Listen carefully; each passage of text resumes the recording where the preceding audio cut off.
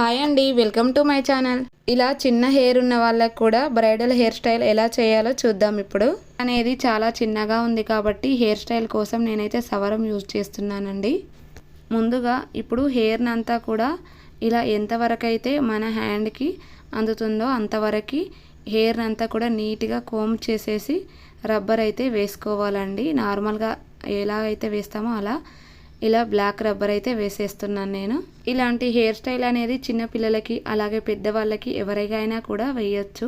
ఇలా రబ్బర్ వేసిన తర్వాత సవరంని తీసుకొని 3 పార్టీషన్స్ ఉంటాయి కదా, మిడిల్ పార్టీషన్ని తీసుకొని ఇలా నేను రబ్బర్ ముందుగా వేసాను కదా రియల్ హెయిర్కి, దాని దగ్గర ఇలా స్టార్టింగ్లో మిడిల్లో ఉండే పార్టీషన్కి మాత్రమే రియల్ హెయిర్ని కలిపి ఇలా రబ్బర్ అయితే వేసుకోవాలి టైట్గా వేసిన తర్వాత ఇప్పుడు సవరంతో పాటు రియల్ హెయిర్ని కూడా ఇలా 3 పార్టీషన్స్గా చేసేసి నార్మల్గా జడ ఎలా అయితే అల్లుతామో అలా అల్లుకుంటూ వెళ్ళాలి.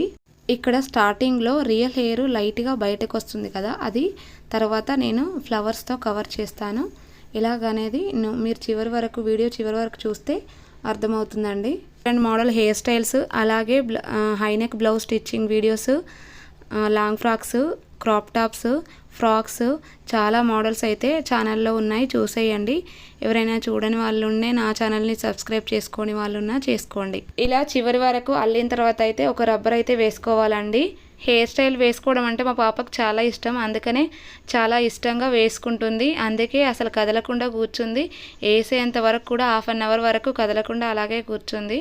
బ్లౌజ్ డోరీస్ కోసం యూజ్ చేసే థ్రెడ్ని అయితే తీసుకున్నాను. సవరం ఎక్కడైతే స్టార్ట్ చేసామో అక్కడ మిడిల్లో నుంచి ఇలా థ్రెడ్ను జాగ్రత్తగా తీయాలి బయటికి. ఇలా 2-3 టైమ్స్ కూడా రబ్బర్ ఎక్కడైతే వేసామో అక్కడైతే ఇలా పైనకి కిందకి థ్రెడ్ని అయితే హెయిర్ చుట్టూ కూడా ఫోల్డ్ చేసేసి పైకి తీసిన తర్వాత అయితే ఒక నాట్ అయితే వేసుకోవాలండి.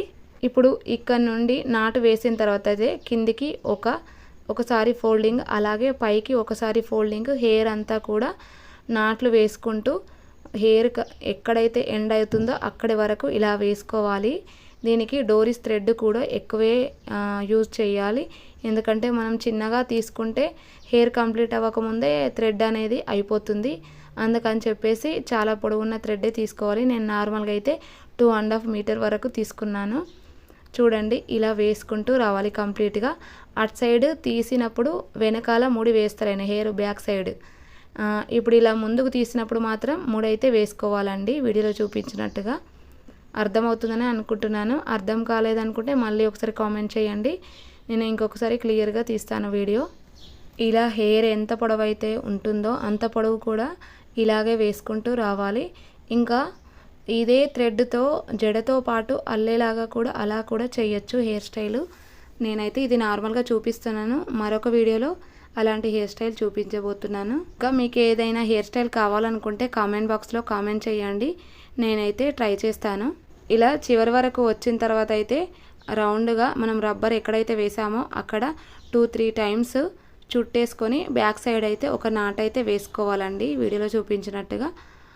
చూడండి, కంప్లీట్ అయితే హెయిర్ స్టైల్ అయితే కంప్లీట్గా అయిపోయింది. ఇక్కడ ఏదైనా మనం ముడి వేసుకుంటూ వచ్చాం కదా మిడిల్లో, అదైతే అడ్జస్ట్ చేసుకోవాలి ఒకసారి థ్రెడ్ని. ఇప్పుడు హెయిర్ స్టార్టింగ్లో అంటే మనం అల్లిన దగ్గర ఇలా ఆర్టిఫిషియల్ ఫ్లవర్స్ ఉంటాయి కదా, వీటిని అయితే ప్లక్కర్స్తో ఇలా సెట్ చేసేసాను. స్టార్టింగ్లో సవరం అల్లిన దగ్గర చిన్న హెయిర్ అయితే బయటికి వస్తుంది కదా, అది కనిపించకుండా ఇలా ఆర్టిఫిషియల్ ఫ్లవర్స్ని అయితే సెట్ చేసేసాను. హెయిర్ స్టైల్ అయితే ఇప్పుడు కంప్లీట్ అయిపోయిందండి. ఎలా ఉందో ఒక్కసారి చూసేయండి. వీడియో నచ్చితే ప్లీజ్ లైక్ చేయండి, షేర్ చేయండి, మా ఛానల్ని సబ్స్క్రైబ్ చేసుకోండి. నార్మల్గా అయితే చాలా అల్లరి చేస్తుంది, కానీ తనకి లాంగ్ హెయిర్ అంటే చాలా ఇష్టం, అందుకే వేసేంత వరకు అలాగే కూర్చుంది. మీ పిల్లలకు కూడా లాంగ్ హెయిర్ అంటే ఇష్టం ఉంటే కామెంట్ చేయండి.